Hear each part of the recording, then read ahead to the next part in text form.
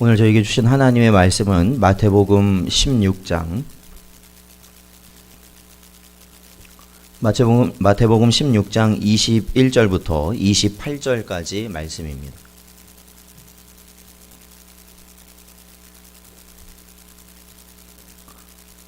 신약성경 마태복음 16장 21절부터 28절까지 저희 한 절씩 교도하겠습니다.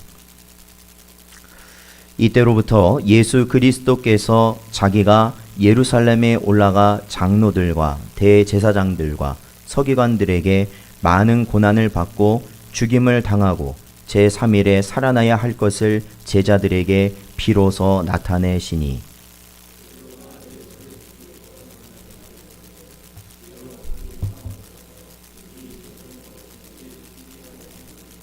예수께서 돌이키시며 베드로에게 이르시되 사탄아 내 뒤로 물러가라. 너는 나를 넘어지게 하는 자로다. 내가 하나님의 일을 생각하지 아니하고 도리어 사람의 일을 생각하는도다 하시고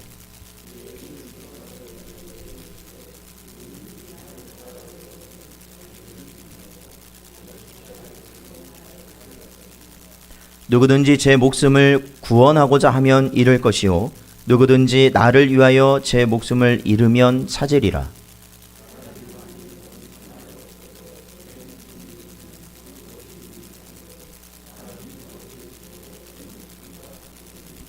인자가 아버지의 영광으로 그 천사들과 함께 오리니 그때에 각 사람이 행한 대로 갚으리라. 진실로 너희에게 이르노니 여기 서 있는 사람 중에 죽기 전에 인자가 그 왕권을 가지고 오는 것을 볼 자들도 있느니라. 아멘. 기도하겠습니다. 하나님 감사합니다. 연약한 저희들을 이 세상 가운데 유리하도록 놔두지 아니하시고 오늘도 주의 말씀을 향하여 나올 수 있는 심령을 허락하시며 또한 이 말씀으로 살아갈 수 있는 다짐을 또한 그러한 은혜를 허락하시니 감사드립니다.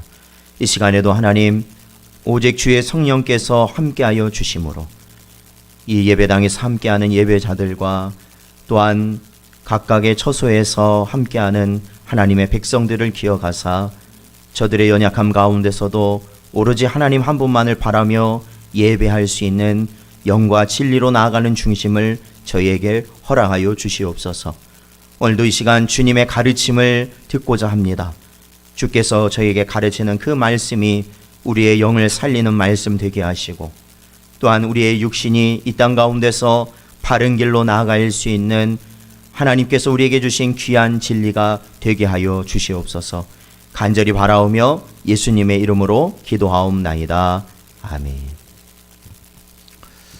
이 시간 함께 고백하겠습니다. 읽고 듣고 순종합시다. 네. 오늘도 이 자리에 나온 저희에게 하나님의 은혜와 평강이 있으시기를 주님의 이름으로 축원드립니다. 오늘 본문 앞서서 오늘 저희들이 본문은 16장 21절부터 마지막 절까지를 보았는데요. 저희가 이 16장 1절부터의 내용을 잠시 살펴보고 오늘 본문 말씀을 저희들이 보도록 하겠습니다. 먼저 앞서 16장 1절부터 세 가지의 사건이 기록되어 있습니다. 즉, 이 본문, 오늘 본문 이전에 세 가지의 일화들이 기록되어 있다라는 것입니다. 그래서 이 첫 번째 일화를 보면 1절부터 4절까지의 내용인데 이때 보면 16장 1절 보니까 바리새인과 사두개인들이 와서 예수를 시험하였다라는 사건입니다.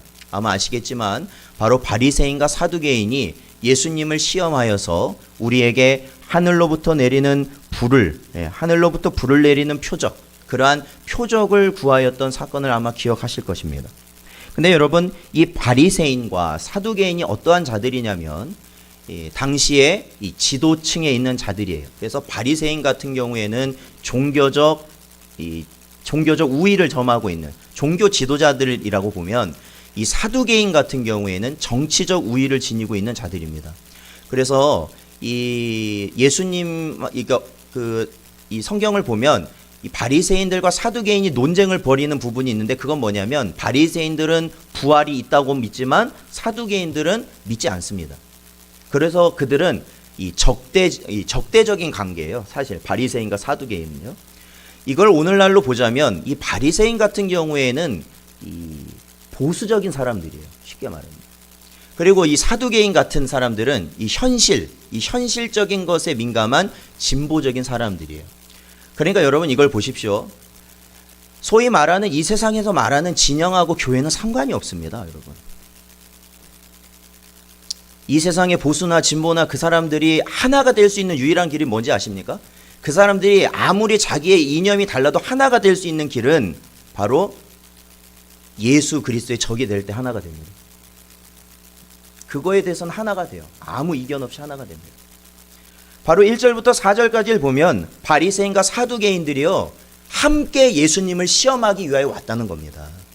네. 이들은 자신들의 이념과 상관없어요. 오로지 예수 그리스도를 넘어뜨리겠다는 일념 하나로 그들이 연합했다라는 겁니다. 연합했다. 아시겠죠? 예, 오늘날 보여지는 모습들에 여러분이 미혹되시면 안 되는 것들이 그런 겁니다. 우리는 오직 예수 그리스도의 말씀으로 나아가는 거예요. 믿으십니까? 그게 우리 기준이에요. 그게 우리 기준. 자, 예수님께서는 그들의 중심을 아셨습니까? 모르셨습니까? 아셨어요. 그들이 왜 표적을 보여달라는지 이미 예수님은 다 아셨습니다. 그래서 그들의 바람대로 예수님은 넘어가지 않으셨죠. 그들의 시도는 실패하고 말았습니다. 자, 5절부터 보면은 또 어떠한 일화가 나오냐면은 저희가 15장 마지막 부분에 보면 어떤 기적을 예수님께서 하셨냐면 이 4,000명, 남자만 4,000명이 되는 인원을 먹이셨던 떡 7개와 물고기 2마리로 맞나요? 되게 헷갈려요. 하다 보면요. 오병이어도 있고 헷갈려요. 어쨌든 네, 그걸로 4,000명 이상의 사람들을 먹이셨던 사건이 있었죠. 그래서 그때 당시에 그 모든 사람이 다 먹고 15장 37절에 보면은 7 광주리가 남았다. 이 사건이 있었어요. 이 기적이 있었습니다. 자, 예수님께서는요, 이 제자들과 함께, 그러니까 이 기적 이후죠. 제자들과 함께 다른 곳으로 가시기 위하여 배를 타셨는데, 그곳에 가시면서 6절에 보니까 이렇게 말씀을 하셔요. 예수께서 이르시되, 16장 6절입니다. 삼가 바리새인과 사두개인들의 누룩을 주의하라 라고 말씀하십니다. 그러니까 아마도 이 5절부터 나오는 일은 이 바리새인과 사두개인이 예수님을 시험하셨던 것과 이제 연관되어 있는 예수님의 가르치심인 것 같아요. 바로 나오는 걸 보면요. 여기서 바리새인과 사두개인의 누룩을 주의하라는 것은 결국에는 이 누룩이라는 것이 이 말씀 12절에 보면 아시겠지만 이 바리새인과 사두개인의 가르침을 주의하라라는 겁니다. 결국엔 누룩을 주의하라는 것이 그들의 가르침을 주의하라. 근데 여러분 이 말을 듣고 제자들이 어떻게 반응을 보였냐면은 딱 그게 생각난 거예요. 뭐가 생각났느냐? 좀 전에 얼마 전에 예수님께서 이 4,000명 이상이나 되는 사람을 먹이시고 남은 7 광주리, 이 굉장히 큰 광주리에 남아있던 그 음식들을 그들이 가지고 오지 않았거든요. 가지고 오지 않았단 말이에요. 잊어버리고 가져오지 않았어요. 바로 예수님이 그것을 두시고 자신들을 책망하시는 걸로 그들을 알아들은 겁니다. 그래서 아이고 그 아까운 거 그거 어떡하나? 그 아까운 거 그 7 광주리나 되는 거면은 우리가 몇 날 며칠은 우리가 또 먹을 수 있는 건데 그걸 놓고 와서 예수님이 우리를 책망하시는 것이다 라고 생각을 했는데 예수님은 뭐라고 말씀하시냐면은 그것이 아니다 라고 말씀하셨죠. 이 9절에 보면 이 말씀이 나와요. 16장 9절. 너희가 아직도 깨닫지 못하느냐? 떡 5개로 5,000명을 먹이고 주운 것이 몇 바구니며 떡 7개로 4,000명을 먹이고 주운 것이 몇 광주리였는지를 기억하지 못하느냐 말씀하시는 겁니다. 그러니까 전에 한번 말씀드렸죠. 오병이어 사건과 바로 여기서 말하는 칠병이어 사건은 다른 이야기예요. 다른 사건이에요. 그러니까 두 번의 급식 기적을 예수님께서 일으키신 거예요. 그게 같은 건데 이게 잘못 적어진 게 아니라 다른 기적이에요. 그러니까 예수님이 어떻게 하셨다라는 거예요. 그 수많은 사람을 먹이셨는데 너희는 그것을 보고도 단순히 이 땅에서 먹는 것이 그렇게 중요하냐. 나를 따라다니는 이유가 너희가 그 먹는 것에 그렇게 집중하면서 나를 따라다니는 것밖에 되지 않느냐라고 책망하십니다. 오히려 주님이. 자, 우리는 이 앞선 3가지, 즉 2가지 바리새인과 사두개인이 예수님을 시험하는 사건과 또한 제자들이 예수님의 가르침을 잘못 알아들어서 예수님께 책망받은 이 모습을 보면요, 우리는 이것을 발견하게 됩니다. 무엇을 발견하게 되느냐? 그것은 바리새인이나 사두개인이나 그리고 예수님을 따르는 제자들이나, 즉 이것을 조금 바꿔 말하면 이 세상에 지도자나 정치인이나 경제적인 그러한 경제인이나 지식적으로 우위에 있는, 경제적이거나 지식적으로 우위에 있는 사람들이나, 심지어 저는 예수님을 쫓는 사람이라고 말하는 사람이라 할지라도 그러니까 이 세상에 사는 사람들이나 예수님 믿는다고 따라다니는 사람이나, 중요한 것은 자력으로는 예수님의 말씀과 그분의 그 말씀의 뜻을 온전히 깨달을 수 없다라는 거예요. 그러니까 바리새인이나 사두개인이나 제자들이나 이미 같은 선상이라는 겁니다. 같은 선상. 다르지 않다라는 거예요. 다르지 않다.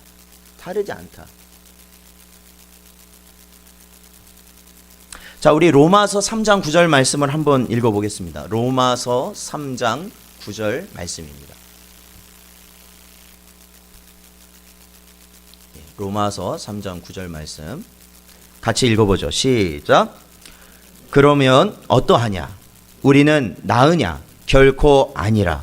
유대인이나 헬라인이나 다 죄 아래 있다고 우리가 이미 선언하였느니라. 아멘. 그렇습니다. 이것이 성경의 가르침입니다.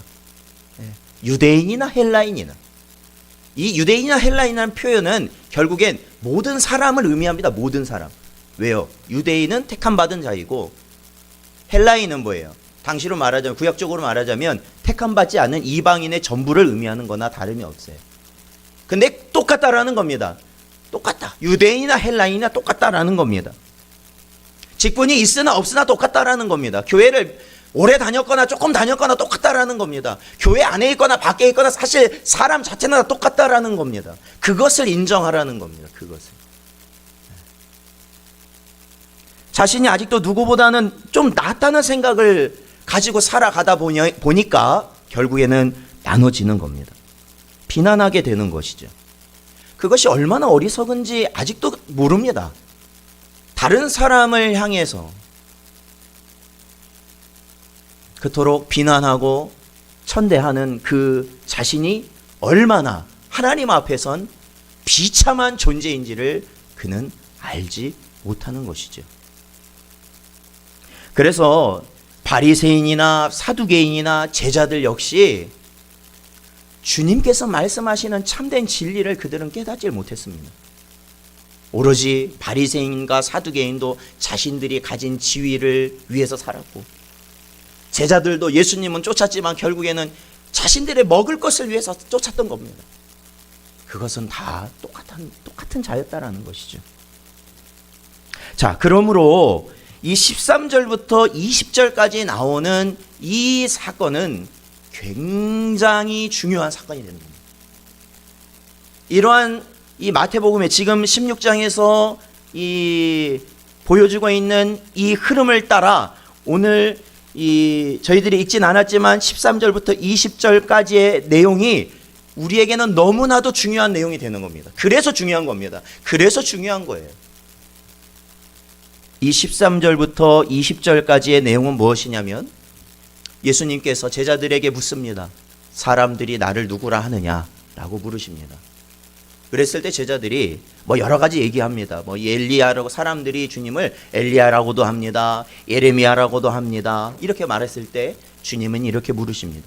그렇다면 너희는 나를 누구라고 생각하느냐라고 물으십니다. 자, 그랬을 때요, 우리가 너무나도 익히 잘 아는 시몬 베드로의 놀라운 고백이 등장합니다.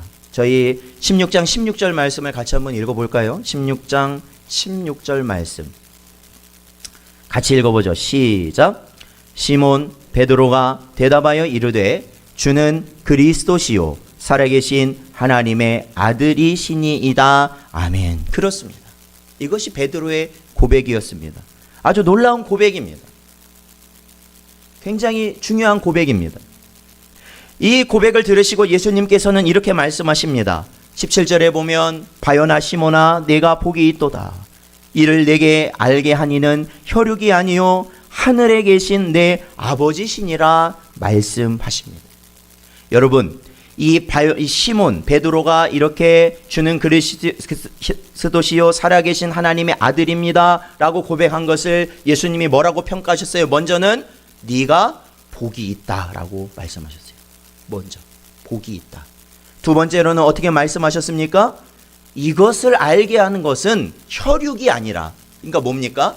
사두개인이나 바리새인이나 서기관이나 너희의 압이나 너희의 어떤 선생 같은 자들의 가르침으로 네가 이것을 알게 된 것이 아니라 오로지 하나님 아버지께서 내게 주심으로 알게 된 것이다 라고 선포하신 것이죠.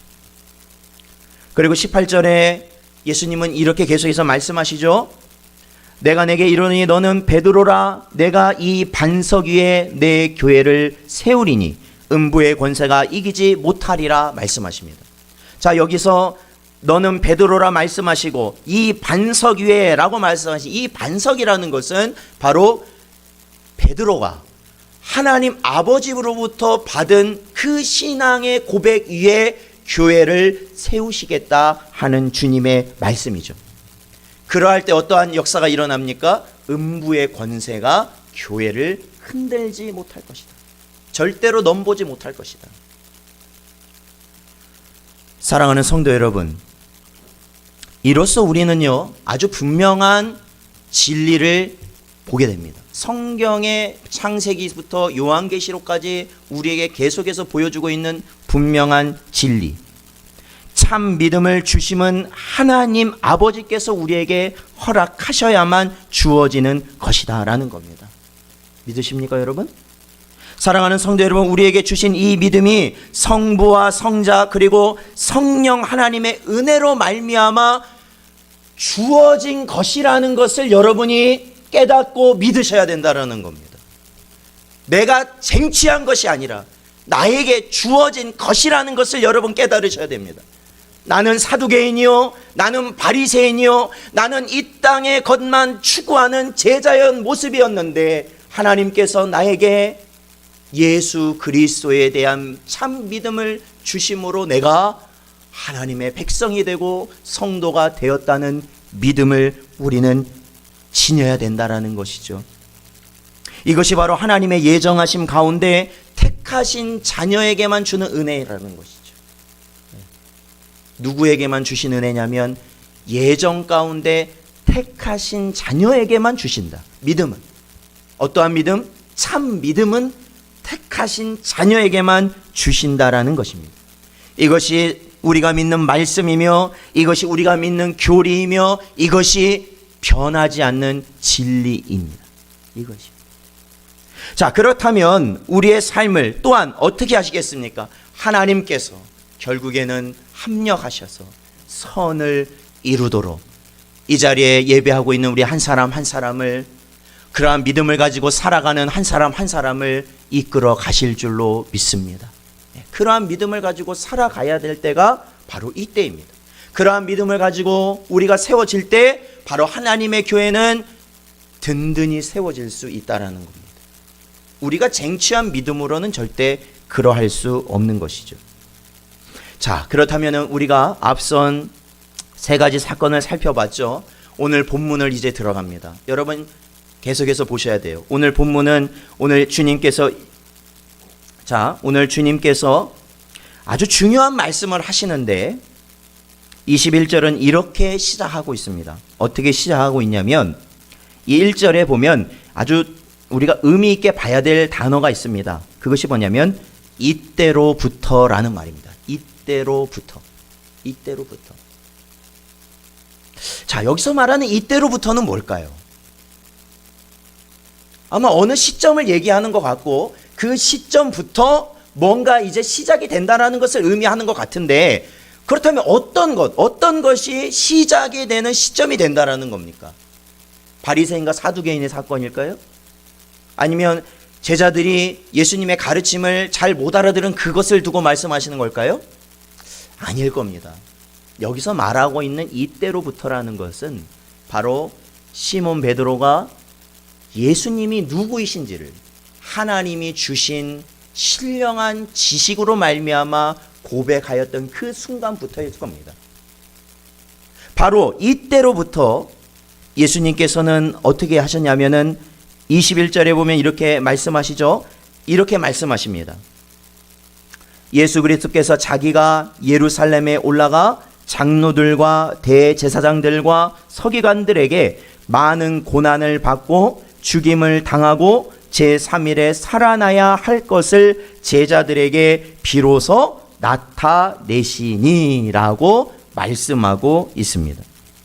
사랑하는 성도 여러분, 자, 이때로부터 예수님은 처음 제자들에게 언급을 하십니다. 무엇을 언급하시냐면 내가 왜 이 땅에 와서 결국에는 무엇을 할 그러한 존재인지를 말씀해 주시는 것이죠.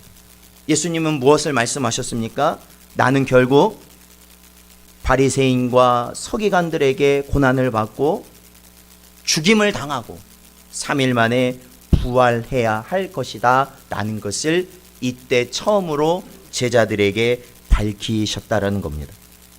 자, 당시 바리새인, 서기관 그리고 제자들까지도 메시아를 기다리고 있습니다. 지금도 이스라엘 땅 가면은 아직도 보수적인 유대인들은 바로 메시아를 기다리면서 통곡하고 있는 것을 저희가 볼 수 있습니다.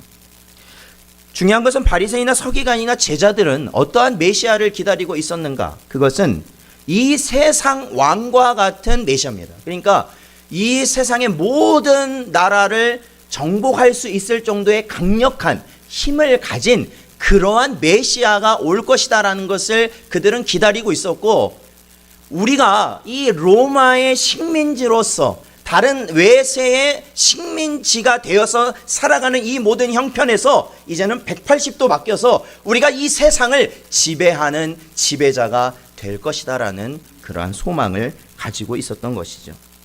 근데 여러분, 그러한 소망을 가졌던 이들에게 예수님의 말씀은 가히 충격적이었습니다. 이런 것 때문에 주님 따라다니는 거 아니었는데 충격적이었습니다. 갑자기 고난을 받으신다고 그러고 갑자기 죽어야 한다고 그러니 이게 무슨 날벼락 같은 소리입니까? 거기에다 예수님이 살아난다고는 하셨지만 죽은 사람이 어떻게 살아납니까? 그게 가능한 거예요? 그들은 가히 충격에서 헤어나올 수가 없었을 겁니다. 그 말을 듣고.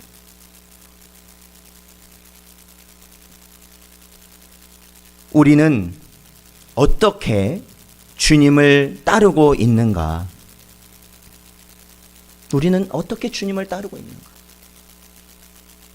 아직도 우리는 바리새인과 같이 서기관과 같이 아직도 세상의 것에 빠져 있는 제자들과 같이 혹시 주님을 따르고 있지는 않느냐? 그러한 주님을 기대하면서 따르고 있지는 않느냐? 그러니까 성경에서 우리에게 가르치는 주님이 아니라, 예수께서 우리에게 나타내시는 주님이 아니라 그저 내가 원하는 주님을 우리는 따르고 있지 않느냐라는 겁니다. 내가 원하는 주님, 내가 보고 싶은 주님, 그 주님 만나려고 하는 거 아닙니까? 자, 예수님의 가르침을 듣자마자 일어났어요. 뭐가 일어납니까? 난리가 일어난 거죠. 어떤 난리예요? 바로 사도들 중에서, 제자들 중에서 그래도 항상 주님 곁에 먼저 섰던 베드로가 바로 이렇게 주님에 대하여 항변합니다. 여러분, 그 베드로의 심정에 대해서 한번 읽어보십시오. 우리 22절을 같이 한번 읽어보겠습니다. 본문 22절 같이 읽죠. 시작. 베드로가 예수를 붙들고 항변하여 이르되 주여 그리 마옵소서, 이 일이 결코 죽게 미치지 아니하리이다. 그렇습니다. 여러분, 이 말을 어떻게 이해하셨어요? 이건 하나의 이 반란과 같은 겁니다. 쉽게 말하면 이 성격이. 왜냐? 예수님은 그들의 선생이셨고 그들을 지도하는 지도자셨습니다. 그런데 베드로는 뭐예요? 예수님의 말대로 절대로 되지 않을 거라는 거 아닙니까?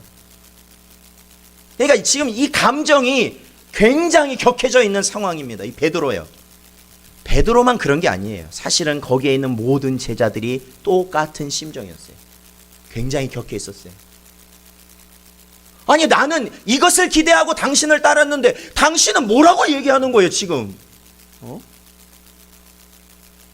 이 지도자라는 자리가 그래서 어려운 거 아닙니까? 지도자, 모든 것을 할 수 있고 모든 명예와 모든 힘이 있는 것 같지만 사실 이 지도자는 그 밑에서 따르는 자들의 뭐예요? 따르는 자들의 인기를 얻지 못하면 결국 지도자는 아무것도 아닌 겁니다.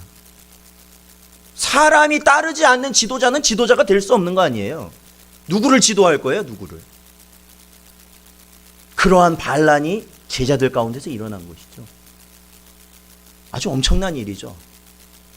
오늘날 같았다면은 당장 자기가 했던 말 잘못했다고 말했을 거예요. 여러분 말이 맞습니다. 내가 잠깐 실언했습니다. 이렇게 했을지도 몰라요. 왜? 자기 편 떠나가는 거 막으려면. 자기 편 떠나가는 거 막으려면. 근데 주님은 뭐라고 말씀하셔요? 자, 23절 읽어보죠. 23절 읽겠습니다. 시작. 예수께서 돌이키시며 베드로에게 이르시되 사탄아 내 뒤로 물러가라. 너는 나를 넘어지게 하는 자로다. 내가 하나님의 일을 생각하지 아니하고 도리어 사람의 일을 생각하는도다 하시고 아멘. 그렇습니다. 오히려 그를 얼르고 달래서 어떻게든지 내 제자로 붙들어 두시려는 것이 예수님의 말씀이 아니라 오히려 더해서 뭐라고 말씀하십니까? 사탄아 물러가라 라고 말씀하십니다.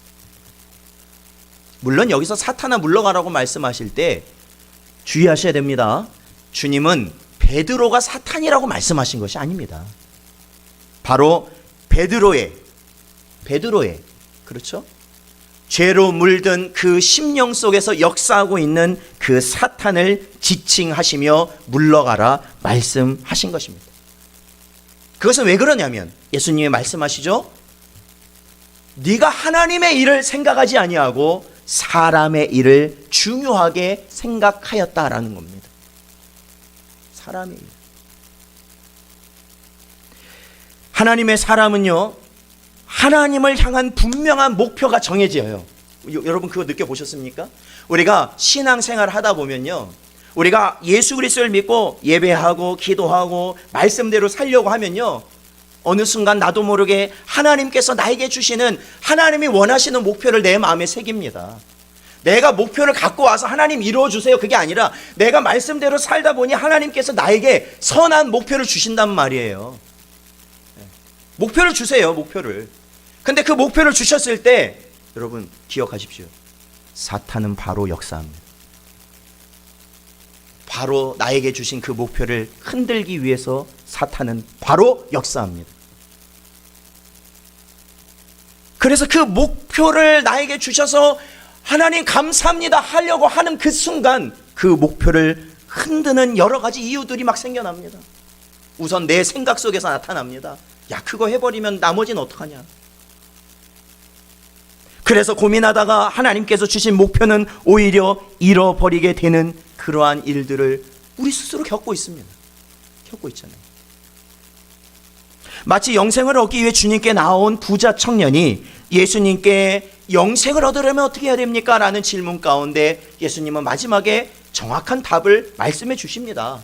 뭐라고 말씀해 주시냐면 너의 재산을 다 팔아서 가난한 자들에게 나누어 주고 그 이후에 나를 좇으라 말씀하십니다.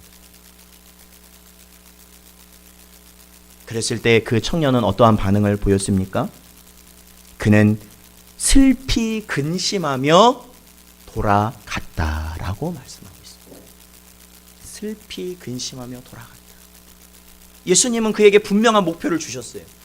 그래, 네가 영생을 구하느냐? 그렇다면 네 재산을 버리고 여태까지 그것으로 네가 이 세상 가운데 떵떵거리면서 네가 잘난 척하면서 네가 자부심 세우면서 그렇게 헛된 길을 살아왔던 그 핵심인 네 재산 다 버리고 다 나눠주고 나 쫓아라. 이게 너에게 주는 내 답이다 라고 주셨을 때 그는 어떻게 했어요? 돌아섰어요. 왜? 사탄의 역사가 일어난 것이죠. 그 목표를 붙들지 못하도록 사탄은 그에게 역사한 것이죠.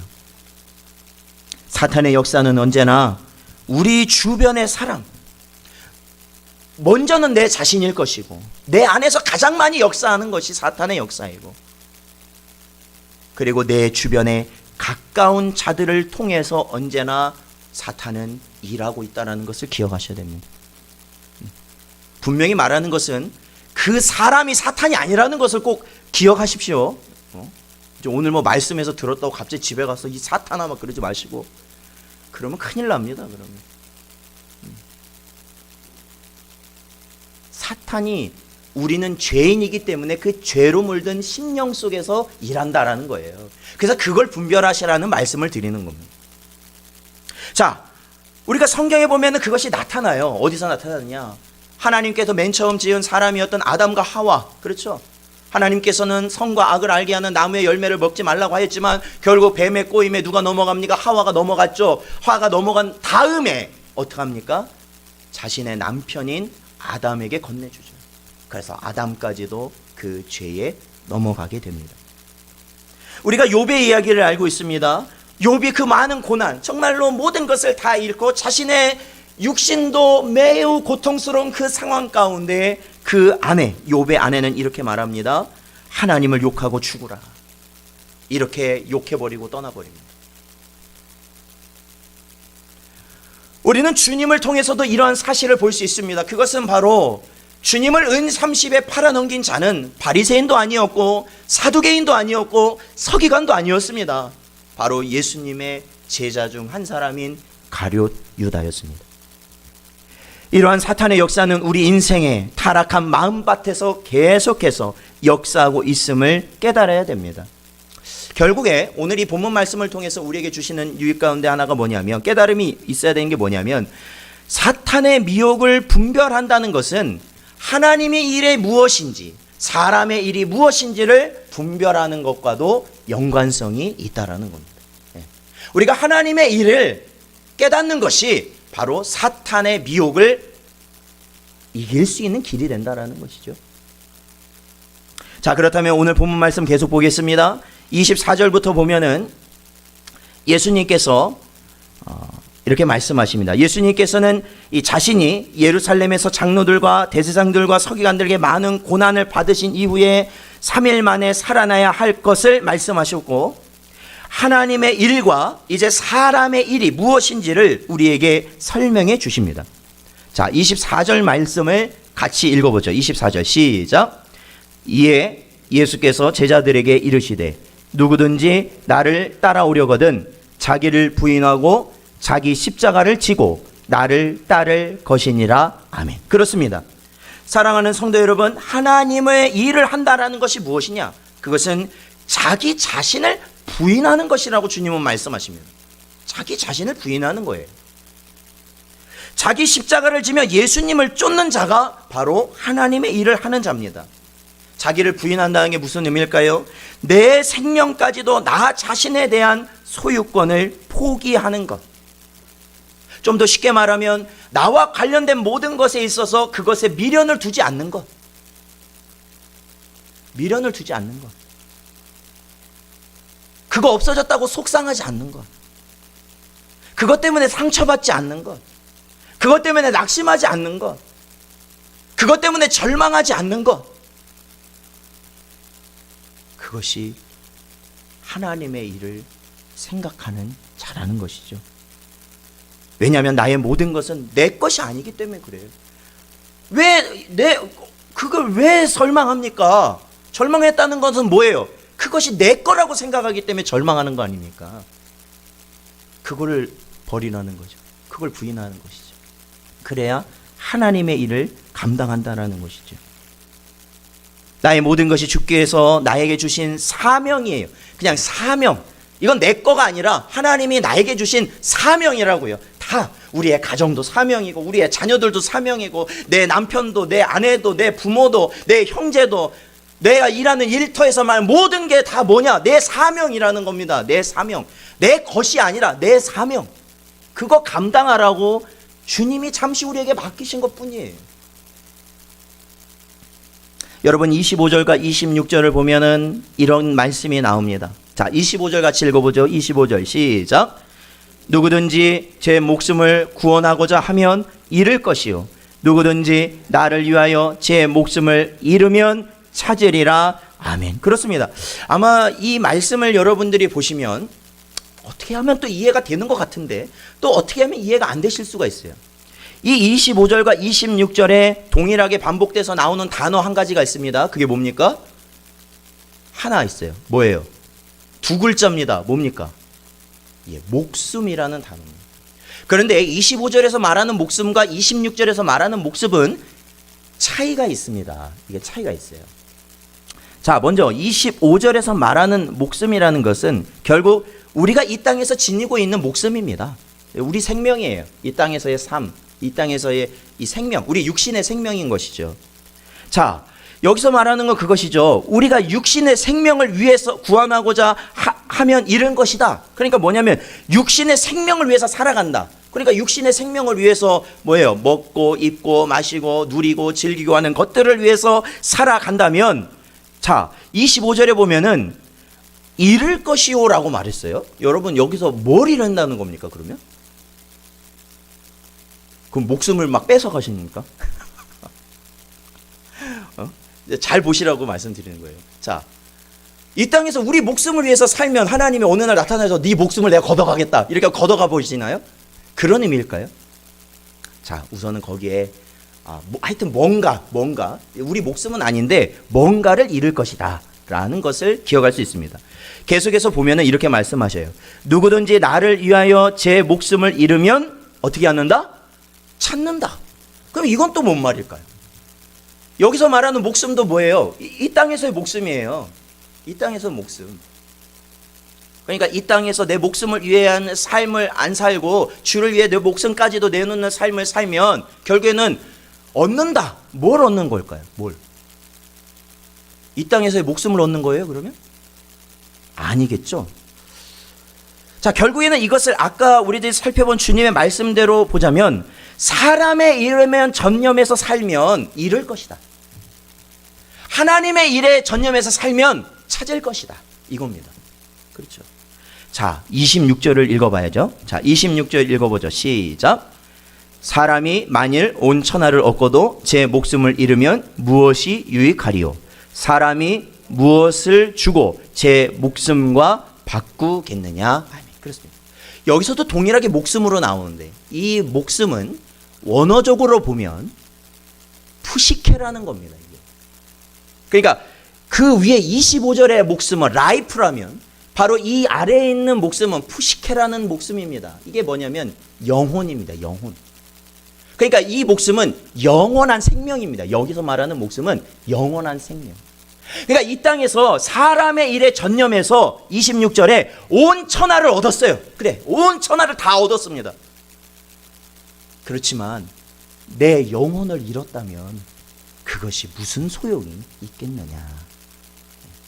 영혼을 잃었다. 영원한 생명을 잃었다. 바로 그 의미라는 것이죠. 그리고 하나님의 일을 우리가 전념해서 살아간다면 뭘 얻게 된다고요? 이 땅에서의 생명은 어차피 다 잃는 거예요. 그것은 잃겠지만 중요한 것은 하나님이 주시는 영원한 생명을 얻을 것이다. 우리의 영혼이 살게 될 것이다 라는 말씀입니다. 인생은 이제 얼마 전에 저희 큰애가 생일이었거든요. 그래가지고 이제 생일이니까 원하는 케이크를 사다 놓고 촛불을 이제 켰어요. 여러분 촛불 킬 때 어떻게 키세요? 성냥 거기 보면 동봉돼 있잖아요. 성냥 긴 거 있죠. 성냥불을 켰어요.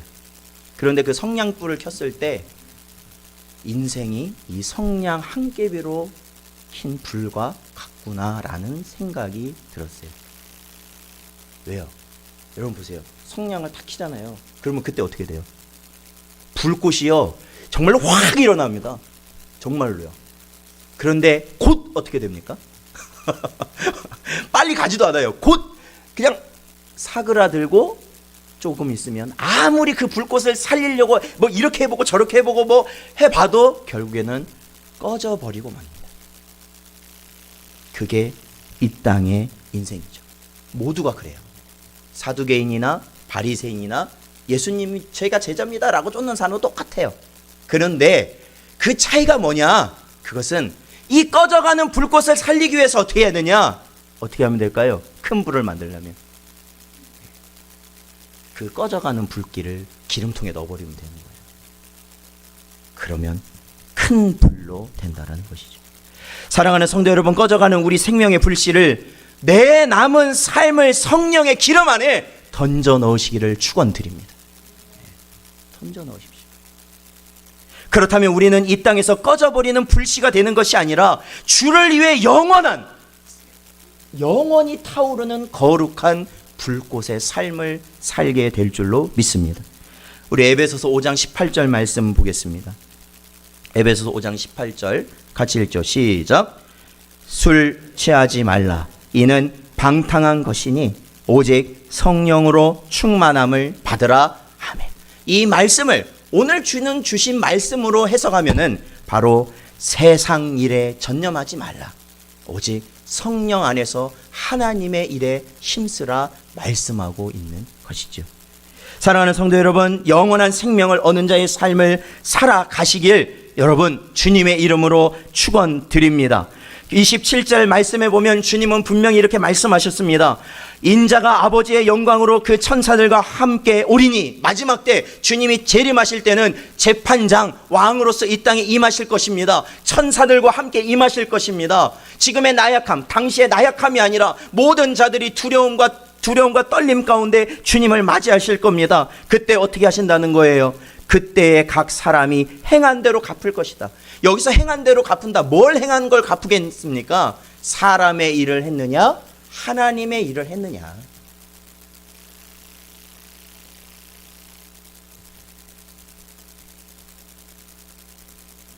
그렇다면 우리는 어떻게 살아야 될까? 어떻게 살아야 되겠습니까? 하나님의 일에 전념하기 위해서 우리는 어떻게 살아야 되겠습니까? 우리가 처해 있는 모든 상황을 다 케이스 바이 케이스로 우리가 다 살펴볼 수는 없죠.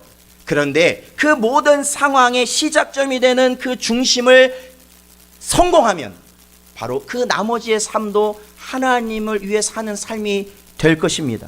그것은 오직 하나님을 예배하는 삶입니다.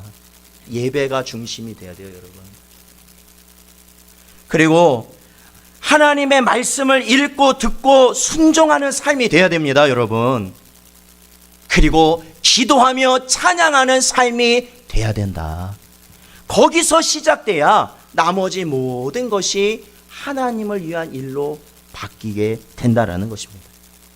사랑하는 성도 여러분, 이제 우리는요, 이러한 신앙의 모습을 벗어버려야 됩니다. 어떤 모습이냐? 마치 바리새인과 사두개인과 제자들, 특히 제자들이 예수님을 쫓았던 모습을 벗어야 됩니다. 어떤 모습이에요? 누구 때문에, 우리 신앙이 누구 때문에 되어지는 건 아닙니다. 그리고 선심 쓰듯이 하는 거 아닙니다. 우리의 신앙이. 특히 내 체면을 위해서는 안 됩니다. 이러한 구시대적이고 정말 구시대적이에요. 그러한 가식적인 종교 행위를 벗어나야만 한다라는 것입니다. 사랑하는 성도 여러분, 이제 우리 안에서 조용히 하지만 너무나도 똑똑히 말씀하시는 성령 하나님의 부르심에 여러분 응답하실 때가 되었습니다. 그리고 그 길, 세상이 어떠한 삶, 어떠한 환경이고 다른 사람들이 어떠한 말을 한다 해도 그 사단의 역사를 이겨가며 우리가 하나님이 요구하시는 그 길을 가야 할 때가 됐습니다. 이 부르심에 응답하실 수 있는 여러분 되시기를 주님의 이름으로 축원드립니다. 기도하겠습니다. 하나님 아버지 감사합니다. 이 시간에도 저희를 부르시고 주님의 길 바라볼 수 있도록 하시니 감사합니다. 하나님이 창세전에 택하시고 부르신 하나님의 백성들에게 하나님의 성령을 부으시고 오직 예수 그리스도를 나의 구주로 받아들이게 하시며 따를 수 있도록 하시니 감사합니다. 주님, 이 마지막 때에 저희들이 하나님의 일을 전심으로 붙들고 나아갈 수 있도록 붙잡아 주시옵소서. 우리를 넘어뜨리려 하는 사탄의 모든 괴계 가운데서 우리가 예수 그리스도의 십자가로 말미암아 승리하였음을 깨닫게 하여 주시옵시고 오직 주의 길 나아갈 수 있도록 인도하여 주시옵소서. 간절히 바라오며 예수님의 이름으로 기도하옵나이다. 아멘. 저희 찬송가 322장 부르시면서 준비하신 예물 하나님께 봉헌하겠습니다.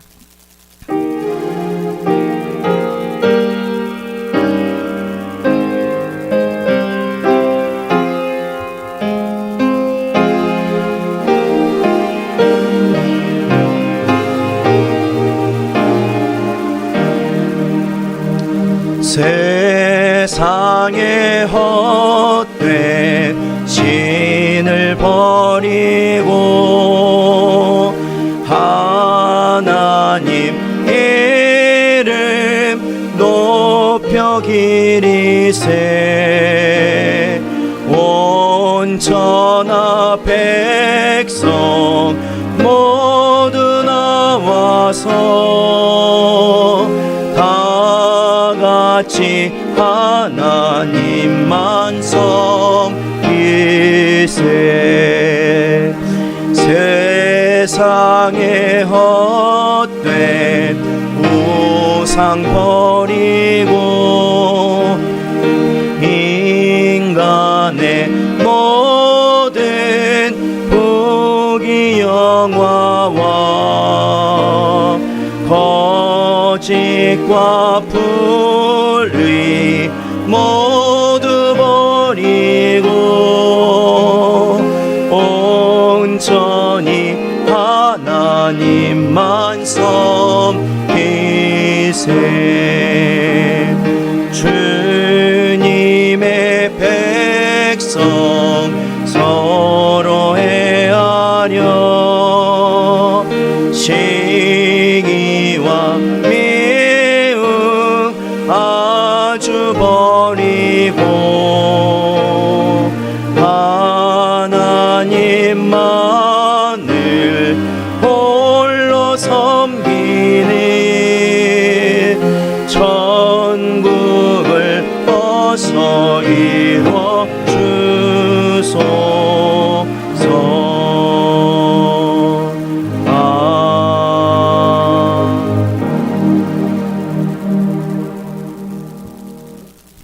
11조 유영순 권사님, 박민규 성도님, 감사헌금 신기동 집사님, 아내인 성도님, 범사에 감사합니다. 박유신 성도님, 조준상 형제, 허서연 집사님, 무명으로 주님의 은혜 감사드립니다. 유영순 권사님, 김영빈 집사님, 지키시고 인도하시는 주님의 은혜 감사드립니다. 홍성희 권사님, 범사에 감사합니다. 안경숙 집사님, 박지민 학생, 주님 은혜 감사드립니다. 정성은 학생, 범사에 감사합니다. 안정욱 사모님, 범사에 감사합니다. 심지은 집사님, 저희 가정에서 주님 은혜 감사드립니다. 이명자 권사님, 건축원금 이명빈 집사님, 건축원금 저희 가정에서 성교원금 유영순 권사님, 강만성 권사님, 허영선 장로님, 저희 가정에서 있고요. 구제헌금 저희 가정에서 봉헌 드렸습니다. 기도하겠습니다.